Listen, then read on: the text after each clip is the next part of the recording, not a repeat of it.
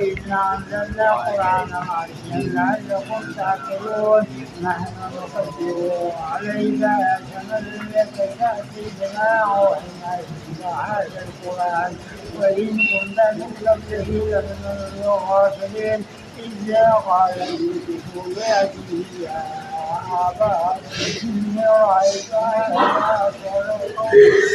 كفروا والشمس والقمر رأيتهم لي ساجدين قال يا بني لا تخرج فيقولونك على إخوتك فيكيدوا لك قيدا إن الشيطان للإنسان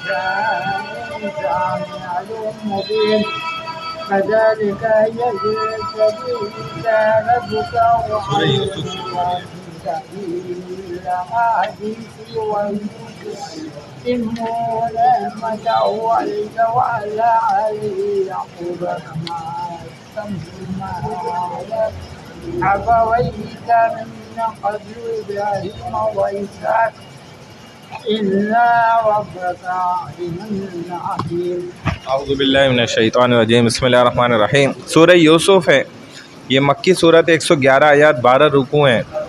حضرت یوسف علیہ السلام کا تذکرہ واحد قرآن کی صورت ہے جس میں پورا واقعہ اللہ نے ایک صورت میں بیان کیا ہے. الف لام را، اللہ ہی اس کے معنی رسول صلی اللہ علیہ وسلم جانتے ہیں. واللہ عالم بالصواب. تلک آیات الکتاب المبین، یہ واضح کتاب کی آیات ہیں. انا انزلناہ قرآنا عربیا لعلکم تعقلون، یقیناً ہم نے اس قرآن کو عربی زبان میں نازل کیا تاکہ تم اسے اچھی طرح سمجھ سکو. عربی زبان کو سمجھو گے تو قرآن کو بھی سمجھو گے، اللہ کی بات کو، رسول کی بات کو، دین کو سمجھ سکو گے.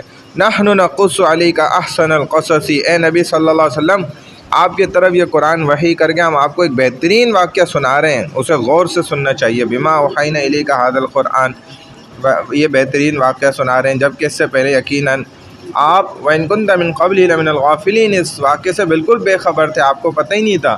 اذ قال یوسف لأبیہ یا ابت انی رأیت 11 کوکبا، 11 یاد کیجئے جب یوسف علیہ السلام نے اپنے والد سے ذکر کیا کہ اے ابا جان میں نے خواب میں دیکھا ہے کہ 11 ستارے ہیں، والشمس اور ایک سورج ہے، والقمر اور ایک چاند ہے، رأیتہم لی ساجدین وہ مجھے سجدہ کر رہے ہیں. قال یا بنی لا تقصص رؤیاک علی اخوتک فیکیدوا لک کیدا. اب ان کے والد کو پتہ تھا کہ یہ خواب ان کے حق میں ہے اور ان کے بھائیوں کے خلاف ہے گویا. تو انہوں نے یعقوب علیہ السلام نے کہا اے میرے بیٹے اپنا خواب اپنے بھائیوں کو نہ سنانا، یہ غلطی مت کر دینا ان کو یہ تم خواب سنا دو. ان الشیطان للانسان عدو مبین، کہیں ایسا نہ ہو کہ وہ تمہارے بھائی تمہارے ساتھ کوئی فریب کرے. بے شک شیطان تو انسان کا کھلا دشمن ہے، وہ انسان کا کبھی دوست نہیں ہو سکتا. وَكَذَلِكَ يَجْتَبِيكَ رَبُّكَ وَيُعَلِّمُكَ مِن تَأْوِيلِ الْأَحَادِيثِ، اور جیسا تم نے خواب میں دیکھا ہے اس طرح تمہارا پروردگار تمہیں اعلیٰ مقام عطا فرمائے گا. وَيُتِمُّ نِعْمَتَهُ عَلَيْكَ وَعَلَىٰ آلِ يَعْقُوبَ، اور تمہیں باتوں کی تہ تک پہنچنا، خوابوں کی تعبیر بھی سکھائے گا.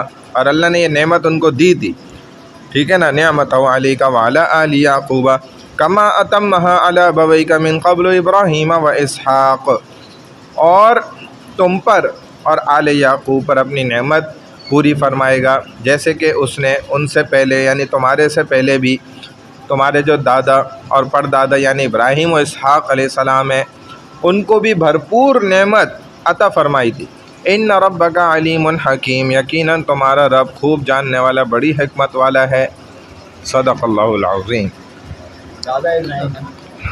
ہاں آل یعقوب ہے نا، تو آل یعقوب پر اپنی نعمت پوری فرمائیں گے اللہ تعالیٰ جیسے کہ اس نے اس سے پہلے تمہارے دادا اور پردادا یعنی ابراہیم اور اسحاق.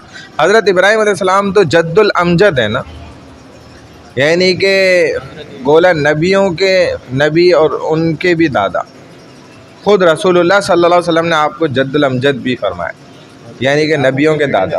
ہاں پھر ان کی نسلوں میں آگے اسحاق یعقوب کے پھر جو ہے نا ہاں یوسف اور یہ سب پھر خاندان ہی پورا نسل نبیوں کا. ہاں ان کے 11 بھائی تھے نا. ہاں عقل